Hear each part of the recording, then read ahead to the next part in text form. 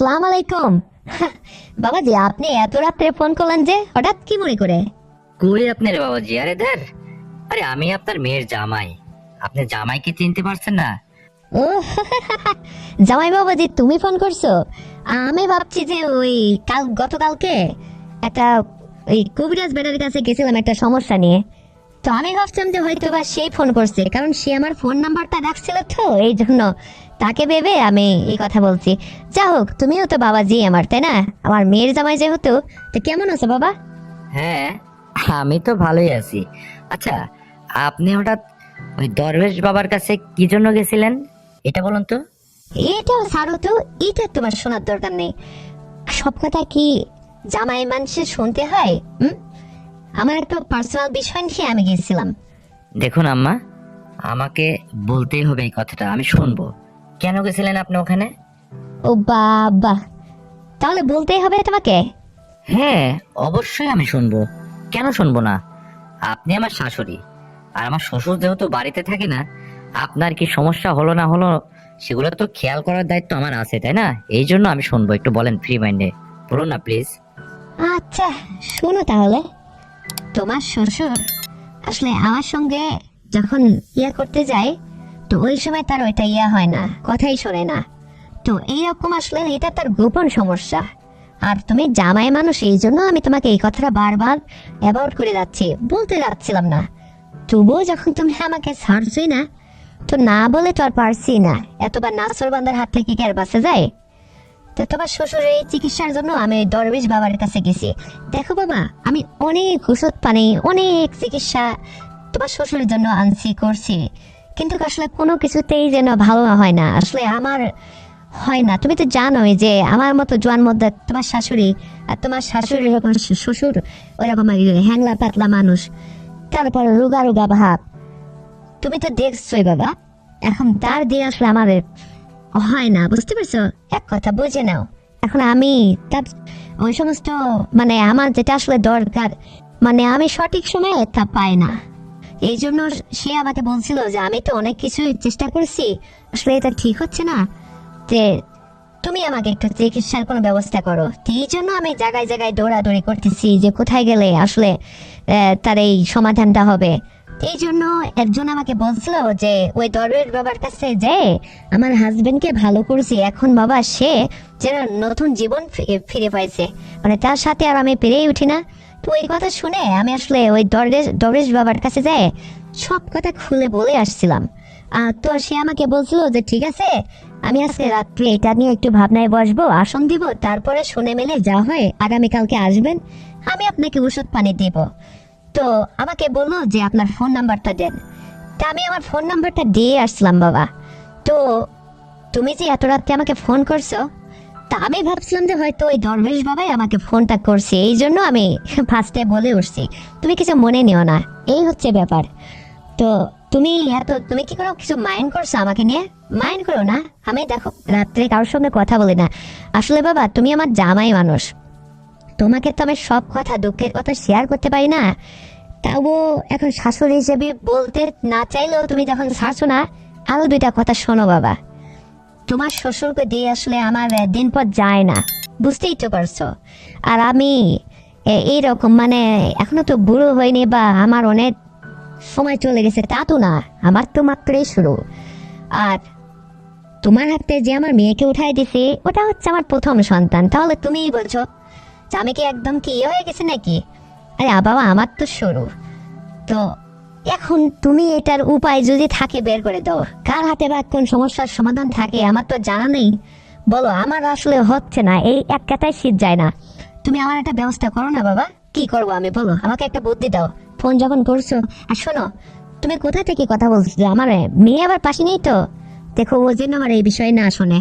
আমি তোমাকেও জানাতে চাইছিলাম না, তবু তুমি আমাকে চাপের মুখে ফেলে শুনতে চাইছো, তাই বলতেছি বাধ্য হয়ে। আমার মেয়ে যেন এই সমস্ত কথা না বোঝে, তুমি আমার সঙ্গে দরকার ফাঁকে এসে কথা বলো। হ্যাঁ মা, আমি তো ফাঁকেই আছি, অসুবিধা নেই। তো আপনার সমস্যার কথাগুলো তো আমি সবই শুনছি, কিন্তু আচ্ছা, এই কথাগুলো আপনি আমাকে এভাবে বললেন কেন? আপনার একটু লজ্জা হলো না এই কথাগুলো বলতে?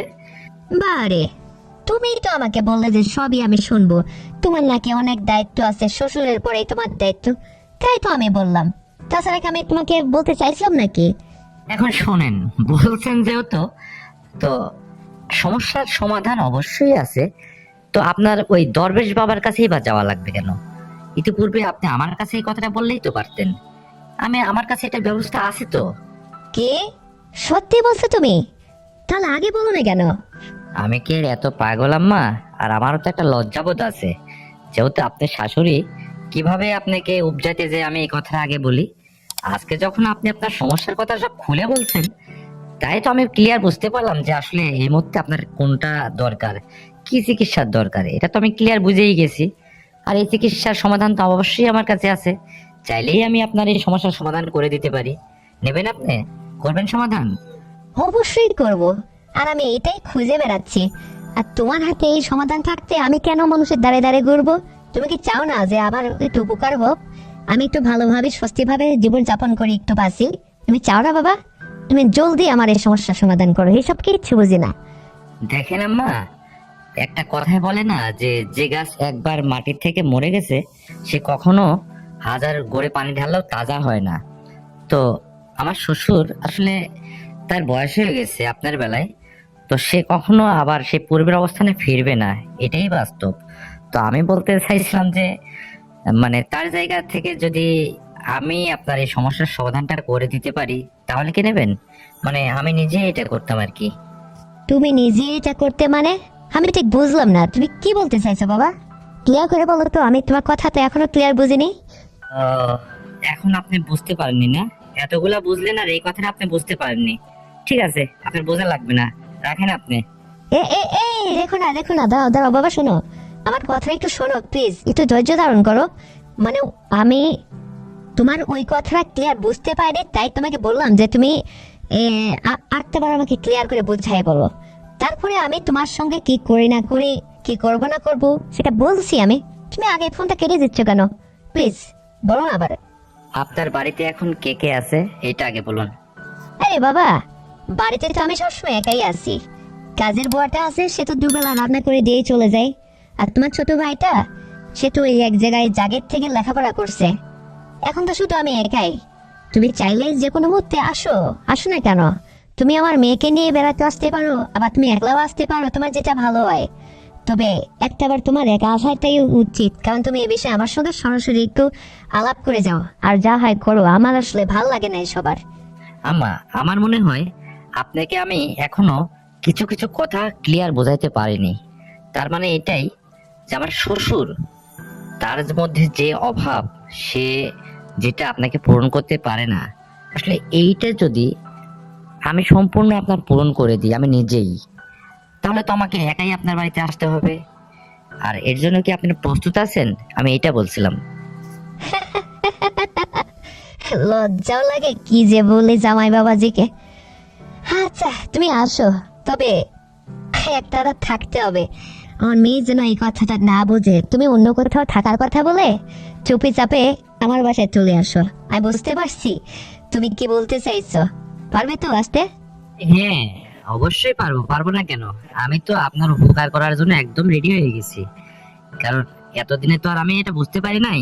আর যখন আপনি আপনার সমস্যার কথাগুলো সবই খুলে বলছেন, আর আমি আপনার জামাই হয়ে কি আপনার উপকার না করে থাকতে পারি? অবশ্যই আপনার সমস্যার সমাধান হয়ে যাবে। আর শুধু আজকেই না, ভবিষ্যতে আর কোনোদিন আপনার এই সমস্যাটা থাকবে না। সবসময় যখনই আপনার এই সমস্যাটা হবে, তখনই আপনার এই সমস্যার সমাধান আমিই করে দেব। এ নিয়ে আপনি নিশ্চিত থাকেন। তাহলে আগামীকাল কিন্তু আমি অবশ্যই আসছি। আর বাড়িতে বলে আসবো যে বাইরে আমার একটু কাজ আছে, আসতে দেরি হবে। এটা আপনার মেয়েকে বলে আপনার বাসাতে চলে আসবো। আপনার মেয়ে যদি কখনো আপনাকে ফোন করে জিজ্ঞেস করে যে তোমাদের বাসায় গেছে নাকি, তাহলে আপনি বলবেন যে না, এখানে আসে নাই। পারবেন তো? ঠিক আছে বাবা, আমি মেয়েকে তাই বলবো। কিন্তু তুমি কিন্তু মিস করো না, আমি তোমার অপেক্ষায় থাকতেছি। এতদিন তো মনের মধ্যে কোনো জল্পনা কল্পনা ছিল না, আজকে যেন তোমাকে নিয়ে আবার নতুন করে ভাবতে শুরু করলাম। কি জানি কি না কি হয়, আবার বেশি ভালো করতে যাই আবার কি হবে আল্লাহই জানে। তবে যাই হোক, আমাকে তুমি একটু খুশি করার চেষ্টা করো বাবা। অনেক দিন আমার ভালো লাগে না জানো, এসব থেকে আমি আসলে বঞ্চিত আছি। তোমার উপরে এখন ভরসা। তাহলে দরবেশ বাবার কাছেও যাব না, কোনো কবিরাজ বাবার কাছেও যাব না, কোনো ডিম কোথাও যাওয়া লাগবে না। তুমি থাকতে আমি কোথায় যাব বলো? তুমি যদি আমাকে এই উপকারটুকু করো, এটা তো আসলে এতদিন তোমাকে মুখ মুখ খুলে বলতে পারিনি। আর যখন তুমি আমাকে সুযোগ করে দিছো, তাই বললাম। আর সমস্যার সমাধানটা তুমিই করো। আর দিনের পর দিন কিন্তু তুমি আমাকে ঠিকঠাক করে এটা দেখার দায়িত্ব তোমাকে আমি দিলাম। তোমার শ্বশুরের কথা বাদ দাও, সে এখন তার বয়স হয়ে গেছে, সে সময় সে কিভাবে তার চলাফেরা সেটা কোনো যায় আসে না। তুমি জামাই হিসাবে তোমাকে একটা দায়িত্ব দিলাম, তুমি এটা পূরণ করবা। আর এটা যেন কখনো কেউ বুঝতে না পারে, বুঝতে পারছো? তো ঠিক আছে বাবা, অনেক কথাই হলো, রাখতেছি আমি। আর কালকে আসার আগে আমাকে একটা ফোন করো, তোমার জন্য একটু ভালো মন্দ রান্না করে ব্যবস্থা করে রাখবো, তোমাকে আদর আপ্যায়ন করবো, বুঝতে পারছো? তো ঠিক আছে, ভালো থাকবা। ওকে, আল্লাহ হাফেজ। আপনি ভালো থাকবেন। অবশ্যই আসার আগে কালকে ফোন করব। তো বন্ধুরা, আমার জামাই আর আমার এই গোপন ফোন আলাপ শুনে আপনাদের কেমন লেগেছে অবশ্যই কমেন্ট করে আমাকে জানাবেন। আর এই গল্পটি যদি আপনাদের বিন্দুমাত্র ভালো লেগে থাকে তাহলে অবশ্যই চ্যানেলটিকে সাবস্ক্রাইব করেন, ভিডিওতে একটা লাইক দেন, আর শেয়ার করে আপনার বন্ধু বান্ধবকে দেখার সুযোগ করে দেন। ততক্ষণে সবাই ভালো থাকবেন। আল্লাহ হাফেজ।